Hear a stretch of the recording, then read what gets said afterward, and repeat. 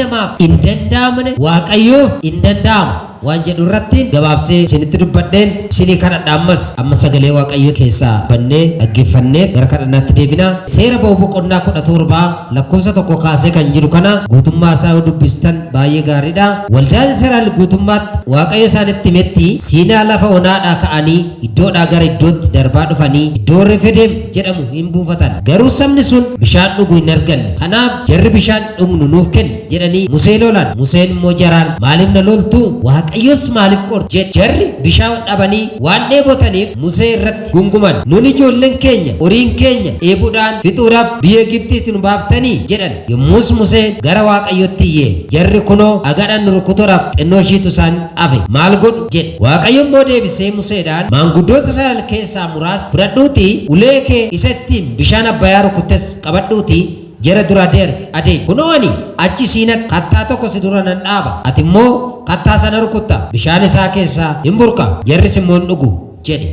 Museenis ija maanguddoota Israa'el durattis akkasuma godhe. Namoonni Israa'el waan morkataniif gooftichaan immoo waaqayyo inni gidduu jira moo hin jiru jedhanii waan qoraniif maqaan iddoo sanaa Maasaa fi Mariibaat moggaafame jedha. Egaa iddoo kana irratti kan wajjin ilaallu wanti si dadhabame waaqayyoof hin danda'amu.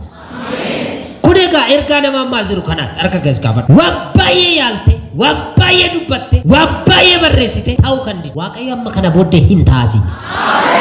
Iddoo kana irratti sabni kuni saba bishaan gaarii keessaa nyaata gaarii keessaa ba'a. Gibxi keessa bishaan jira, midhaan jira, wanni hunduu jira. Waaqayyo garuu nyaata gaarii caala, bishaan gaarii caala biyya ofii dhaqanii gammachuu gaariidhaan akka jiraatan waan barbaadeef biyya Gibxiitti akka ba'an barbaadu. Gaafa karaa kee keessaa Museetiin sabni Israa'el Gibxi akka ba'an gaafa godhu waaqayyo maal barbaade? Tokko ulfina isaa mul'isuu barbaade. Namoonni baay'een keessan iyyuu kan rakkattan waaqayyo si sooromsee ulfina isaa mul'isuuf jira. Harka qabitti mee nama seenu jiru. Hamma dhabde kana ati immoo nama hedduu gargaartaa dhimme. Waaqayyo si badhaasaa dhi. Gaaf tokko immoo nama biraa gargaartaa dhi. Nama kaleessa dheengadda leestiroota raqoorra makiinaa kaasiyoonii sadi kan qabu nan beeka. Yesus leenci Yihudaa Yesus wajjin taanaani rakkoo kee kanarra daguu keessirraa kaasame. Amiin innatti dhagahamaa jiru maal akka ta'e hin beekoni. Sii ta'eera maqaa Yesus. Kan koo jira ni marka golkaasi seetana. Seetana dhaga'u dabale be. Naqa qabadhaame. Inni waaqayyo naa kaa'e hin taa'edhaame. Waan haaraa iddoo haaraa eebba haaraa si qabachiisa waaqayyo. Sabni kun egaa saba kakuudhaan waa dhaga'ee manaa ba'edha. Waaqayyo lafa kakuuttan isin galcha erga isaan hin jedhee booddee odoo deemanii bishaan dheebotan. Bakka yaadan odoon gahin rakkoon isaanitti dhufe. Rakkoo bishaan dhabu. Yeroo kana Museedhaan maal jedhanii? Ditu biyya Gibxiitii nu baase. Waaqayyo waaqni kun erga sirrii manaa nu baase. Maaliif dheebuudhaan dhumnaa jedhanii gaafii kana gaafatan. Wacuu jalqaban, wal qindeessuu jalqaban. Gaafa kana Museen saba kana keessaa kophaatti ba'ee waaqayyoon kadhate. Waaqayyo immoo deebii fideef. Ilaa Siinaa biratti dhagaa tokko kattaa wayii fidee si fuuldura dhaabaa. Harka kaskaas. Ana abbaa isaan beeku. Waaqayyoodha. Torbee kana booddee eebba fuuldura dhaabaa. Irru kuttaa waatu ba'a. Ameen jedhe maal? Inni imtaa waan haara si eegan. Kattaa tokko fidee si fuuldura nan dhaaba. Isa kam? Isa bishaan baasu. Isa kam? Isa waan dinqiin ittiin ta'u. Isa kam? Isa sabni koo dhugu. Isa jarri kun dhugan jedhe. Jarri na amattu kun. Jarri ulfina koo hin beekne kun kan dhugdu si fuuldura nan dhaabaa. Ati immoo inni of taa'e. Waaqayyo si fuuldura dhaabaa ati immoo inni of taa'e. Harka gaskaafadhu qaba. Misiraachi dhimmi keessuun raawwatamuuf jira dhaabateeraadha waan. Dhaabatee na eegaa jira kan jette harka kanatti raasime. Dhaabatee na eegaa jira. Eebbi koo dhaabatee na eegaa jira. Ani immoo bira nan ga'a. Harkatti nan qabadha kan jettan waaqayyo gaafii fiddee dhufte sana fixeeraa. Xumurameeraa. Galma ga'eeraa.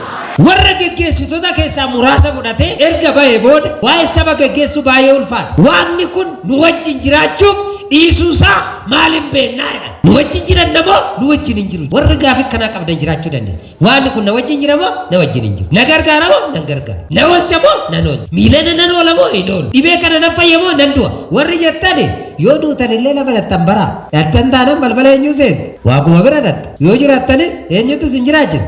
Waaqayyoomatti isin jiraachisa. Lachuu waaqa jalaan baatu. Duutu seessa dhatta. Jiraattu seessa jiraatta.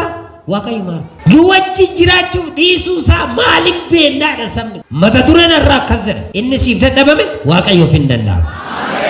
Ati gangashitee kan dadhabde ati yaaltee kan dadhabde ati dawwaltee kan dadhabde ati beellama qabattee kan dadhabde riiverii mana yaalaa fudhattee kan dadhabde firaan kan dadhabde hala deemtee keessa deemtee kan dadhabde asii yaaltee kan dadhabde achi yaaltee kan dadhabde waasanadhe waaqayyo ani nan danda'a. Ga'ee Musee asit waa waaqayyo dhaabe sana dha'ee baasudha. Waaqayyo immoo kattaa bishaan baasu fuuldura isaanii dhaabu. Sana booda gaafa isaan dhaqanichi ajaja fudhateera Musee wantoota boru ta'u waan kanaa raawwachuu jiru waan kanaa xumuramuu jiru waan kanaa dheebsuu nama baasu waan kanaa dhaloonni dhugu waaqayyo dursee Museetti dubbate. Si fuuldura nan dhaaba rukuttaa waaqayyo jedhe isa sirra darbee biyyaa ta'u fuuldura kee dhaabeera. Kattaa maalan godha si fuuldura nan dhaaba. Dhagaadhuma arge miti Museen kan rukute. Dhagaan sun dhagaa waaqayyo bishaan baatu dhagaa saba Israa'eliif bu'uura ta'e.